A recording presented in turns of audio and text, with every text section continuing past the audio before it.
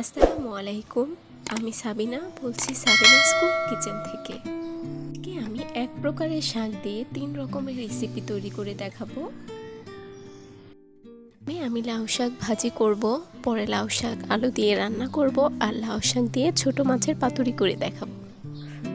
লাউ শাক রান্না করার জন্য আমি পাতা আর ডগা এভাবে কেটে নিয়েছি, আর লাউ শাক ভাজির জন্য আমি কিছু পাতাকে এইভাবে কুচি করে নিয়েছি, আর 4-5টা গোটা পাতা রেখেছি, যেটাকে আমি ছোট মাছের সাথে পাতুরি করব। আমি লাউ শাকটা রান্না করব, তাই আমি কড়াইয়ে প্রথমে তেল দিয়ে দিচ্ছি, সাথে পেঁয়াজ আর কাঁচামরিচকে সামান্য লবণ দিয়ে একটু ভেজে নেব।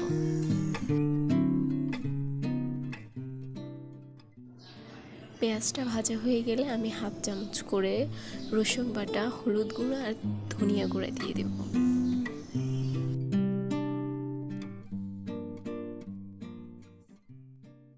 আমি এখানে বড় মাছের মাথাকে হালকা হলুদ আর লবণ দিয়ে হালকা ভেজে নিয়েছি, এগুলো এখন দিয়ে দিব, সাথে সামান্য পানি দিয়ে মাছের মাথাগুলোকে একটু কষিয়ে নেব।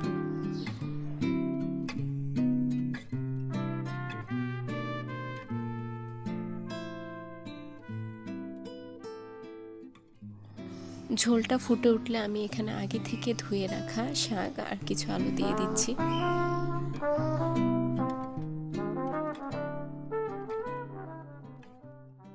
ঢাকনা দিয়ে রেখে দেব 5 মিনিটের জন্য। 5 মিনিট পর শাকগুলোকে উল্টিয়ে দেব এবং আবার 5 মিনিটের জন্য ঢেকে রেখে দেব।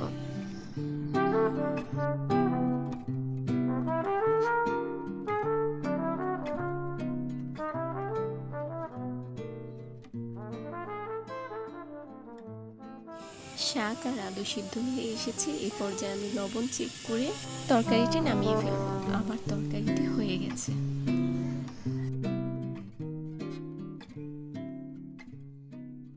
এবার আমি শাক ভাজি করার জন্য কিছু আলু আর শাক সামান্য লবণ দিয়ে সিদ্ধ করে নেব।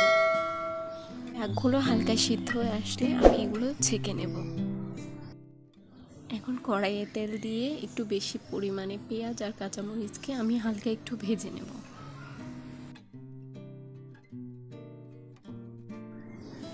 ভালোভাবে ভাজা হয়ে গেলে আমি সামান্য একটু লবণ, সামান্য একটু রসুন বাটা আর ধনিয়া গুঁড়া দিয়ে দিচ্ছি, সাথে এখন আগে থেকে হাফ সিদ্ধ করে রাখা শাকগুলো দিয়ে দেব, আর এখন অনবরত নেড়ে এগুলোকে 5 মিনিটের জন্য রান্না করে নেব।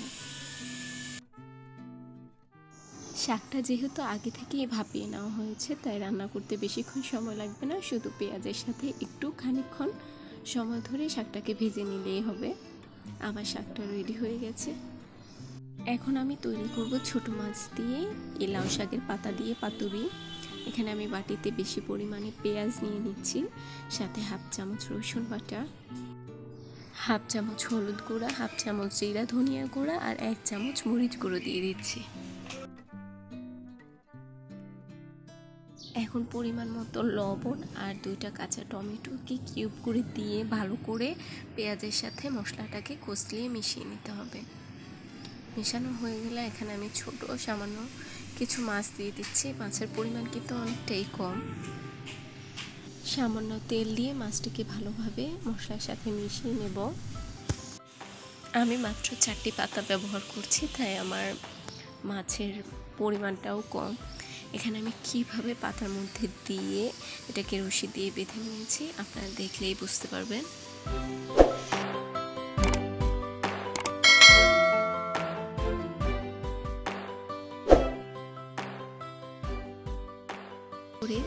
আমি এক এক করে 4টি পাতাতে মাছের মিশ্রণগুলো দিয়ে ভালো করে বেঁধে নিয়েছি। এখন একটি ফ্রাইং প্যানে সামান্য তেল দিয়ে ঢাকনা দিয়ে একদম কম আঁচে এগুলোকে ভেজে নেব।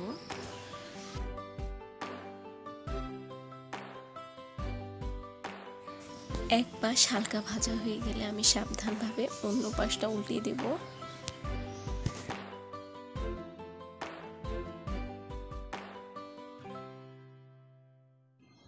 এভাবে আমি প্রায় 20 মিনিট এগুলোকে ভেজে নেব। 20 মিনিট